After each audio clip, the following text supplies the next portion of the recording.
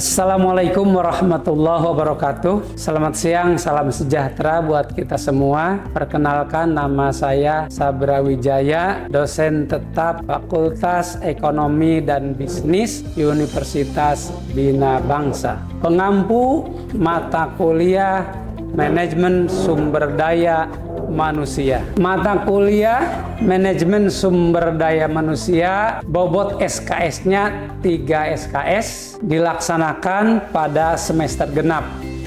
Deskripsi mata kuliah ini teori dasar-dasar manajemen sumber daya manusia untuk mempermudah dalam memahami ilmu manajemen sumber daya manusia secara komprehensif yang berhubungan dengan manpower planning dan strukturnya.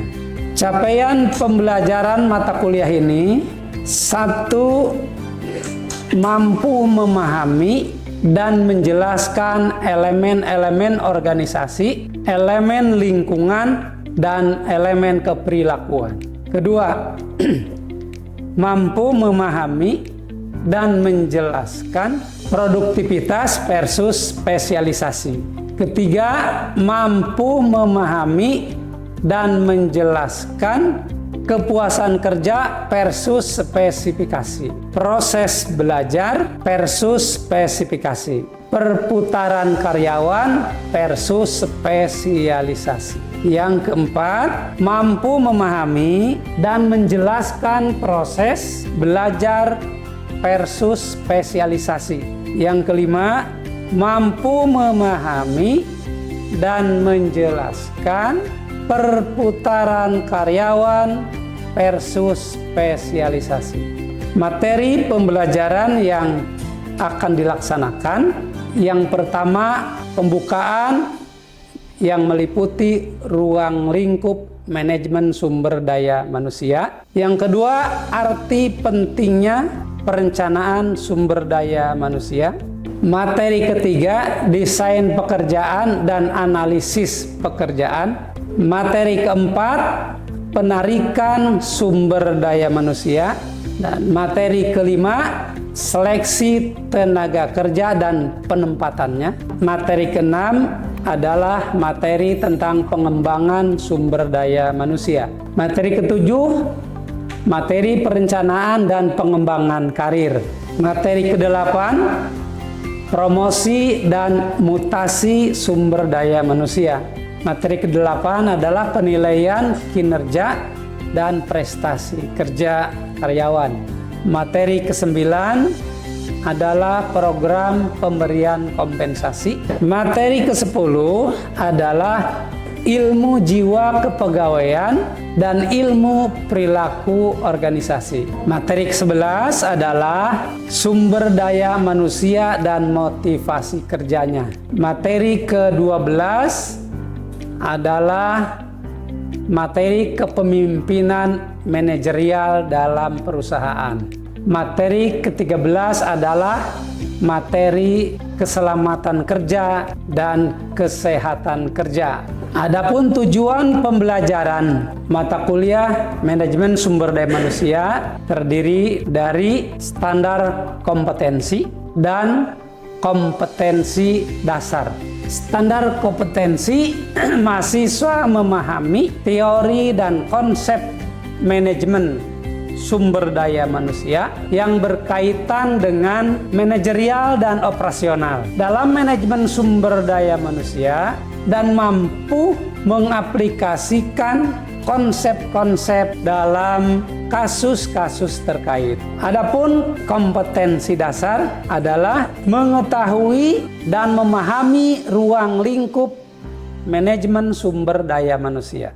Pokok bahasan dan subpokok bahasan meliputi: yang pertama, ruang lingkup manajemen sumber daya manusia. Yang kedua, arti pentingnya manajemen sumber daya manusia. Yang ketiga, proses manajemen sumber daya manusia. Yang keempat, manfaat manajemen sumber daya manusia dan pengertian manajemen sumber daya manusia. Adapun uraian tugas yang dipakai adalah studi kasus. Adapun kriteria penilaian tugas ini adalah diantaranya ketepatan waktu menyerahkan tugas dengan nilai 20%, dan yang kedua isi dan pembahasan bobot nilainya 60%, sedangkan bagi mahasiswa yang tidak menyerahkan tugas itu nilainya kosong.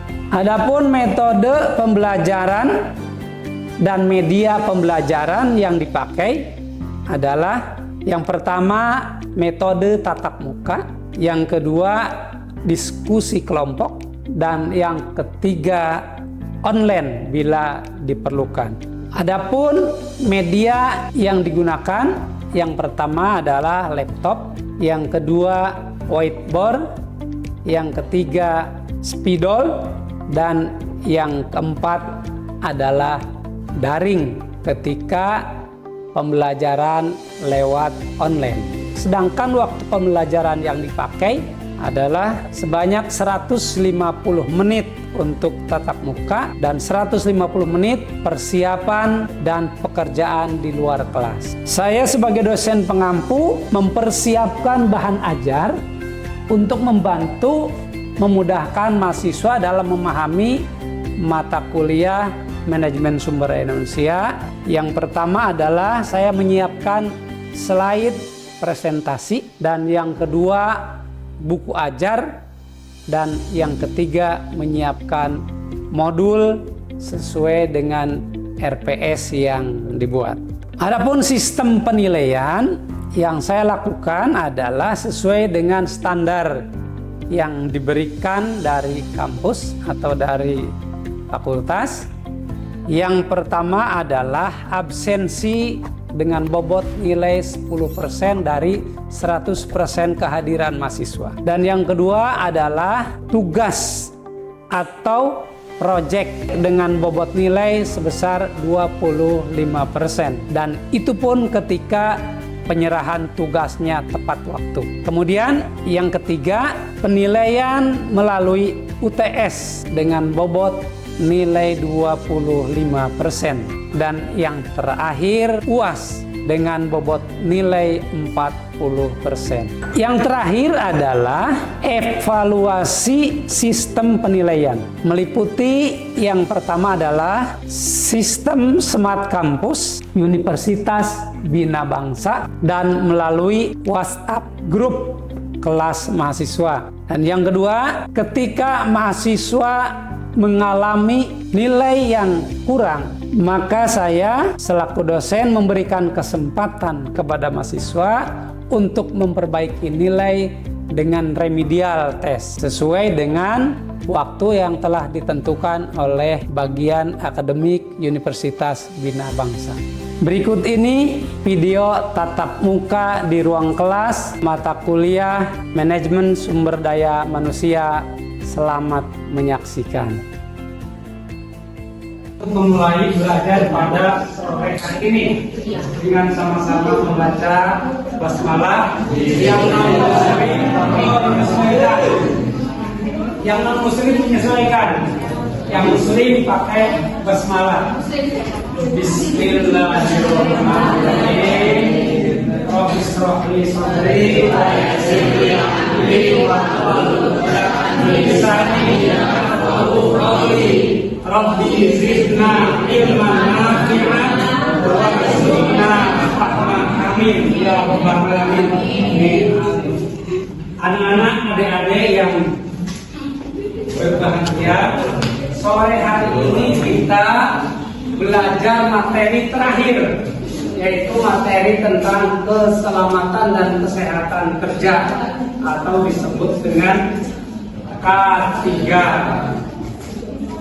K3, terus definisi K3 yang pertama, keselamatan kerja adalah sebuah kondisi di mana para karyawan terlindungi dari cedera yang disebabkan oleh berbagai kecelakaan yang berhubungan dengan pekerjaan. Yang kedua, kesehatan kerja adalah sebuah kondisi di mana para karyawan bebas dari berbagai penyakit fisik dan emosional yang disebabkan oleh pekerja. Dan selanjutnya, perlunya menjalankan program keselamatan kerja. Ada 4 hal yang perlu diperhatikan. Yang pertama, mencegah kerugian fisik dan finansial yang bisa diderita oleh karyawan. Sebenarnya bukan karyawan saja, termasuk perusahaan. Ketika terjadi kecelakaan kerja, ya rugi juga perusahaan.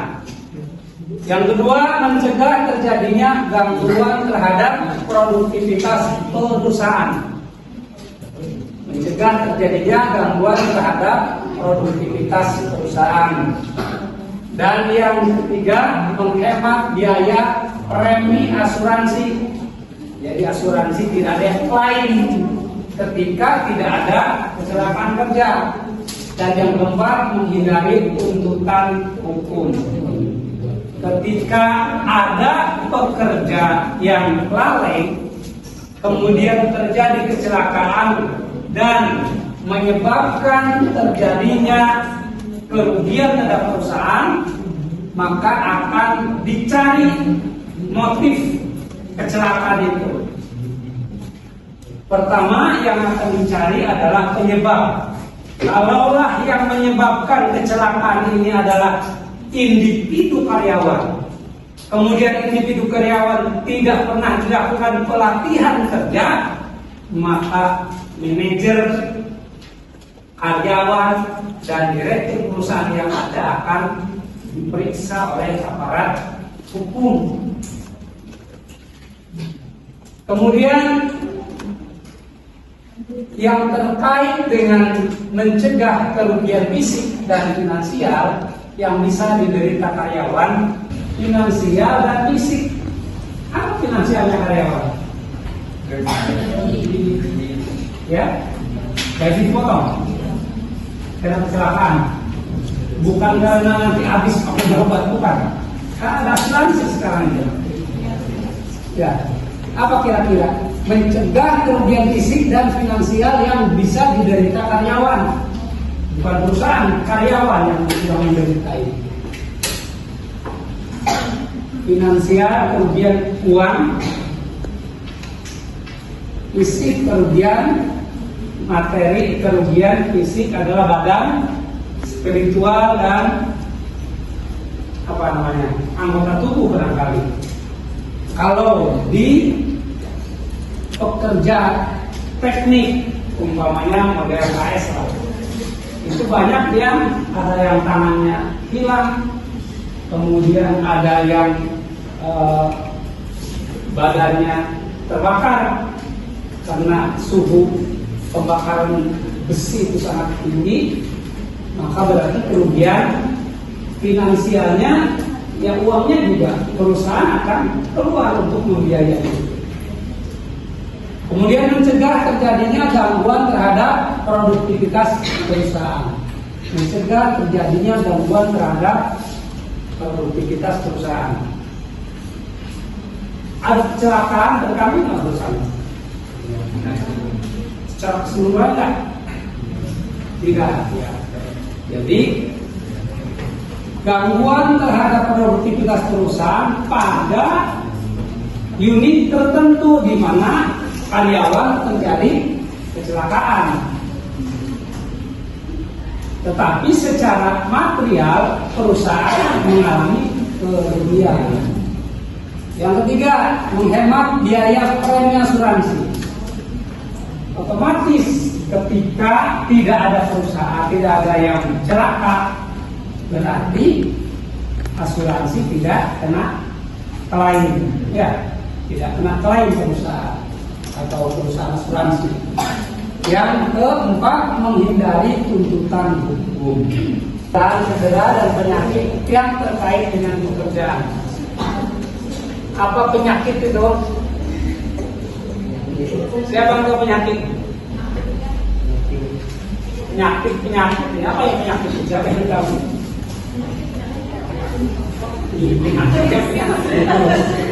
penyakit yang menyebabkan pekerja tidak nyaman, penyakit namanya. Ya, dari salah satu yang potensi bahaya setrum umpamanya. Bagaimana merumuskan pekerja agar tidak kena setrum?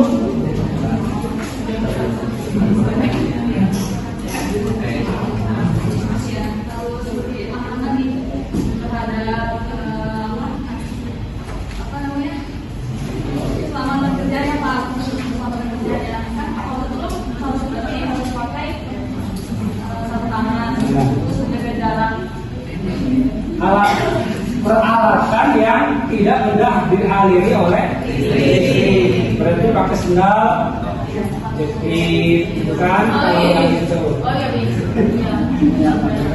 Kemudian jangan bawa air minum, ya, ke tempat kerja yang dekat. Tadi udah satu nih, PLN. Terus, kalau gas umpamanya. Ya. Kalau olah kan kalau misalkan nggak pakai kacamata kan matanya kan bisa buka. Nah dari itu kita melihat dari bahaya itu kan udah langsung harus ketentuan safety-nya tuh harus pakai kacamata. Berarti potensi berbahaya bagi pengelas adalah apa potensinya sebenarnya? Percikan. Nah, hindari mata kita memandang percikan gelas. Alat kontrol. Kalau di pos kambing itu, pos satpam, apa tuh? CCTV. Ya. Kemudian kalau di ruangan, apa alat kontrolnya? CCTV juga alatnya. Terus bisa juga kunci, ya, kunci itu alat kontrol kecelakaan. Laci isinya duit, kalau tidak dikunci berarti hilang duitnya itu. Terus yang ketiga, menyusun prosedur kerja yang aman. Gimana prosedur kerja yang aman? Contohnya mengerjakan bangunan pos kamling lah, nggak usah bangunan bertingkat. Bagaimana cara prosedur bekerja yang aman membuat pos kamling? Ya, kan biasanya pos kamling itu adanya di pojokan, kalau di komplek, ya. Pojokan di pertigaan atau di perempatan. Supaya apa? Nanti fungsi pengamanannya lebih jelas. Prosedurnya kerja yang aman untuk pos kamling. Jangan ada yang atap payung ke jalan supaya tidak tergeser oleh mobil yang lewat. Prosedurnya diantaranya. Kemudian yang keempat, mendorong penggunaan alat-alat pengaman pelindung yang layak. Ya, mempelajari mengenai hubungan antara manusia dengan pekerjaan. Gimana calon pekerja ini dengan pekerjaan yang akan ditempati. Yang kedua, tugas-tugas yang harus dikerjakan. Tugas apa yang akan diberikan kepada karyawan. Nah, itu juga dipelajari. Dan alat-alat atau perkakas yang digunakan serta lingkungan kerjanya. Kalau lingkungan kerja bagian keuangan, maka peralatan kerjanya apa? Komputer, terus ya, mesin hitung, kalkulator, ya, sama ya. Kalau peralatan kerja teknik, umpamanya di produksi sepatu, apa peralatan kerjanya? Mesin jahit, mesin potong kulit, terus benang, ya, lem, terus apa lagi? Ada yang untuk cetakan apa namanya? Cetakan. Oh, itu malah mesin itu, nggak manual cetak. Cetak ya. Kemudian yang selanjutnya adalah yang perlu disesuaikan adalah mesin-mesin dan lingkungan kerjanya terhadap karakteristik para karyawan, bukan sebaliknya. Untuk sikap karyawan yang pro keselamatan kerja, dan yang kedua mendorong upaya seluruh karyawan untuk mewujudkan keselamatan kerja, mulai dari manajemen puncak hingga karyawan level terendah. Yang ketiga, menekankan tanggung jawab para manajer dalam melaksanakan program keselamatan kerja. Siapa yang tahu perilaku kerja yang pertama? Membentuk sikap karyawan yang pro keselamatan kerja. Memang ada berarti karyawan yang tidak pro terhadap keselamatan kerja. Ada nggak kira-kira? Benar. Benar ada.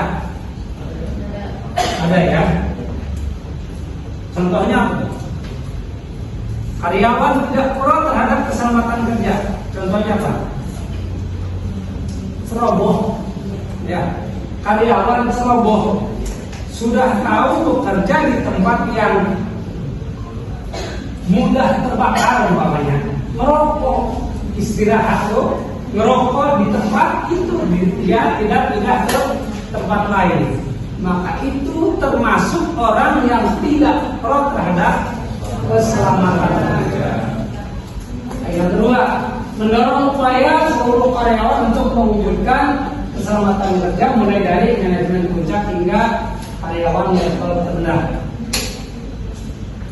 Coba Neng jelasin Neng yang nomor 2 nih. Semua karyawan dari mulai level rendah, contoh karyawan kayak OB gitu, dari OB sampai karyawan level ke atas itu harus memiliki kesadaran diri untuk melakukan dan juga mencegah terjadinya